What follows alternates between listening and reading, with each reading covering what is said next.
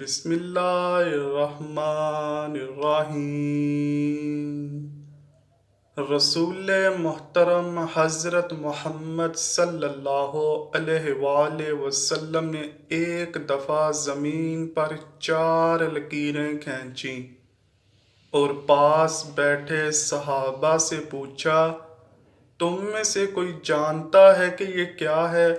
صحابہ نے عرض کی، اللہ اور اس کے رسول ہی بہتر جانتے ہیں۔ تو رسول اللہ صلی اللہ علیہ وآلہ وسلم نے فرمایا، یہ جنتی عورتوں میں سے سب سے افضل 4 عورتیں ہیں: خدیجہ بنت خویلد، فاطمہ بنت محمد صلی اللہ علیہ وآلہ وسلم، فرعون کی بیوی آسیہ اور عیسیٰ کی والدہ مریم بنت عمران۔ ناظرین گرامی، آج کی ویڈیو انہی 4 اہم خواتین میں سے ایک یعنی حضرت آسیہ زوجہ فرعون کے بارے میں ہے۔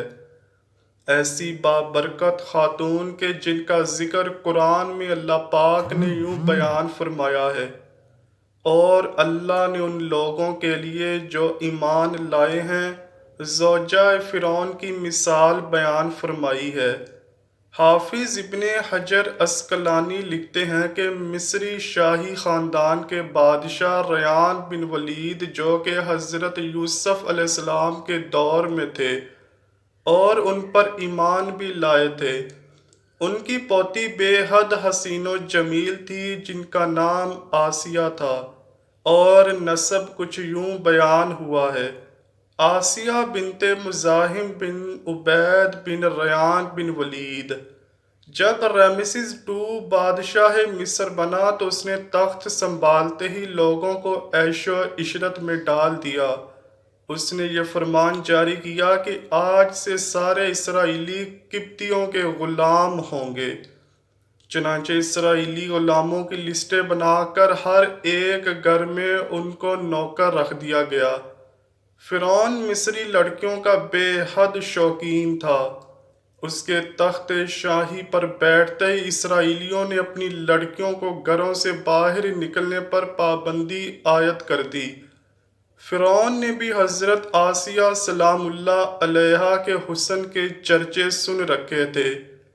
ایک دن فرعون نے حضرت آسیہ کے سارے خاندان کو دعوت پر مدعو کیا اور وہیں پر ان کے والد سے حضرت آسیہ کا رشتہ مانگا۔ حضرت آسیہ کے والد نے انکار کیا تو اس نے دھمکی دی کہ تمہارے سمیت تمہارے سارے خاندان کو اس محل سے باہر نہیں جانے دیا جائے گا، سب یہیں پر قتل کر دیے جاؤ گے، اور تمہاری اولادیں بھی اسرائیلیوں کی طرح غلام بنا لی جائیں گی۔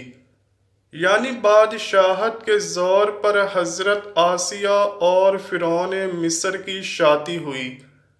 حضرت آسیہ تو شادی سے پہلے ہی فرعون کے ظلم و ستم کی داستانیں سن چکی تھی اور دل میں فرعون کے لیے نفرت بڑھ چکی تھی، لیکن اس شادی میں اللہ پاک کی رضا شامل تھی، کیونکہ اللہ کے پیغمبر حضرت موسیٰ علیہ السلام کو فرعون کے محل میں حضرت آسیہ کے ہاں پرورش پانی تھی۔ حضرت آسیہ سلام اللہ علیہا چونکہ حضرت یوسف علیہ السلام کی شریعت پر عمل پیرا تھیں اور ایک خدا کو ماننے والی تھیں، شادی کی پہلی رات جب فرعون کمرے میں داخل ہوا تو دیکھا کہ اس کی بیوی آسیہ اللہ کی عبادت میں کھڑی ہیں۔ ناظرین گرامی، یہاں یہ بات بتاتے چلیں کہ حضرت آسیہ سلام اللہ علیہا سے شادی کرنے تک فرعون نے خدائی کا دعویٰ نہ کیا تھا۔ چونکہ فرعون صرف حضرت آسیہ کی محبت میں گرفتار تھا تو وہ پہلی ہی رات سے حضرت آسیہ کے ناز و نخرے برداشت کرنے لگا۔ اس نے حضرت آسیہ سلام اللہ علیہا کی عبادت میں مداخلت نہ کی اور انتظار کرتے کرتے سو گیا۔ اس طرح اللہ پاک نے حضرت آسیہ سلام اللہ علیہا کو فرعون کی صحبت سے محفوظ رکھا اور وہ آپ پر قادر نہ ہوا۔ بعض روایات تو اس طرح ملتی ہیں کہ جب بھی فرعون حضرت آسیہ سلام اللہ علیہا کی خلوت گاہ میں داخل ہوتا تو حضرت جبرائیل علیہ السلام فرعون اور حضرت آسیہ کے درمیان پردہ حائل فرما دیتے، جس سے وہ ساری رات پرسکون سویا رہتا۔ کچھ کتابوں میں لکھا ہے کہ اللہ نے فرعون کو نامرد کر دیا تھا، جس وجہ سے وہ حضرت آسیہ سلام اللہ علیہا سے صحبت ہی نہ کر سکا۔ ان سب کے باوجود فرعون اپنی بیوی حضرت آسیہ سے بے پناہ محبت کرتا تھا۔ بعض روایات میں فرعون کی ایک بیٹی کا ذکر بھی ملتا ہے، تو آپ کو بتاتے چلیں کہ وہ لڑکی انہوں نے کسی سے لے کر پالی تھی۔ فرعون کا حضرت آسیہ سے پیار ہی تھا کہ جب حضرت موسیٰ علیہ السلام ایک صندوق میں ملے تو حضرت آسیہ کے کہنے پر اس نے حضرت موسیٰ علیہ السلام کو اپنے گھر میں جگہ دے دی۔ حضرت آسیہ کی چونکہ کوئی اولاد نہ تھی، اس لیے آپ نے حضرت موسیٰ علیہ السلام کو اپنا بیٹا بنا لیا اور فرعون سے کہنے لگی، یہ بچہ میری اور تیری آنکھوں کی ٹھنڈک ہے، اسے قتل نہ کرو۔ جیسے جیسے حضرت موسیٰ علیہ السلام پرورش پاتے رہے تو حضرت آسیہ سلام اللہ علیہا آپ کے معجزات دیکھ دیکھ کر حیران ہوتی رہیں اور دل میں یہ جان لیا کہ یہ بچہ کوئی عام نہیں۔ ان کی توقعات کے عین مطابق جب حضرت موسیٰ علیہ السلام نے نبوت کا اعلان فرمایا تو حضرت آسیہ سلام اللہ علیہا ان پر ایمان لے آئیں، لیکن اپنا ایمان لانا محل والوں سے چھپائے رکھا۔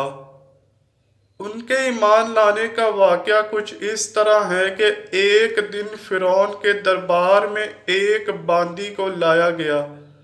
وہ حضرت موسیٰ علیہ السلام پر ایمان لے آئی تھی، تو فرعون نے اس باندی کے تینوں بچوں کو اس کے سامنے ابلتے ہوئے تیل میں ڈالنے کا حکم دیا اور ساتھ ہی اس باندی سے کہا، اب بھی وقت ہے، مجھے اپنا خدا بنا لے۔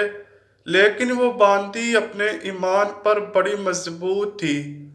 خیر، اس باندی کے سامنے اس عورت کے تینوں بچوں نے ابلتے ہوئے تیل میں جان دے دی۔ اس کے بعد فرعون نے اس باندی کو بھی تیل میں ڈالنے کا حکم جاری کیا۔ حضرت آسیہ سلام اللہ علیہا نے یہ منظر دیکھا کہ اس عورت اور بچوں کی روح ایک نورانی جھرمٹ میں آسمان پر لے جائی گئی، تو انہیں یقین ہو گیا کہ حضرت موسیٰ علیہ السلام اللہ پاک کے سچے پیغمبر ہیں اور ان کا دین بھی سچا ہے۔ قصر فرعون روز بروز پرعشوب ہوتا گیا اور حضرت آسیہ نے فرعون سے کنارہ کشی اختیار کر لی اور حضرت موسیٰ علیہ السلام کا دفاع کرتی رہیں۔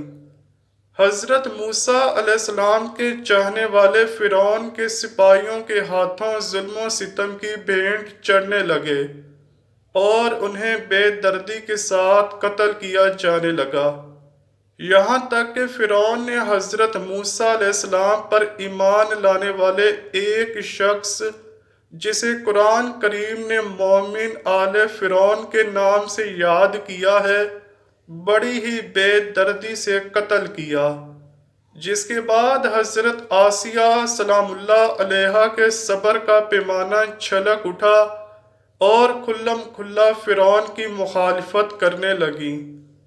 فرعون کو جب علم ہوا کہ اس کی بیوی بھی موسیٰ کے خدا پر ایمان لے آئی ہے تو فرعون میں غیظ و غضب کی آگ بھڑک اٹھی۔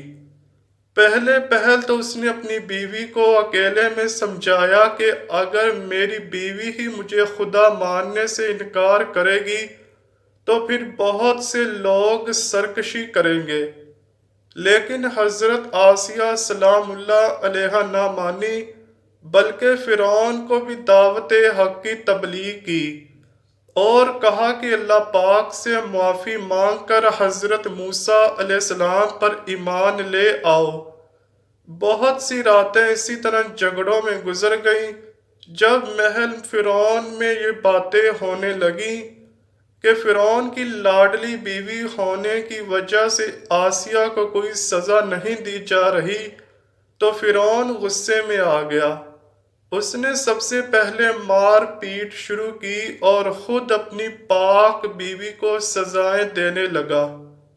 وہ حضرت آسیہ سلام اللہ علیہا کو پورا دن تپتی ریت پر ننگے پاؤں کھڑا رکھتا اور رات کو ان کے پیروں کے زخموں پر خود نمک لگاتا۔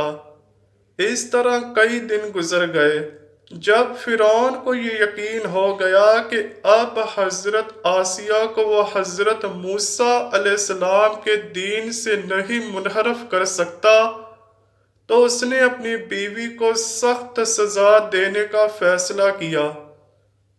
حضرت آسیہ سلام اللہ علیہا کے چاروں ہاتھوں پیروں میں لوہے کی کیلیں ٹھونک کر چاروں کونوں میں اس طرح جکڑ دیا کہ وہ ہل بھی نہ سکیں، اور بھاری پتھر آپ کے سینے پر رکھ کر ان کو ریت پر دھوپ میں لٹا دیا اور پانی بند کر دیا۔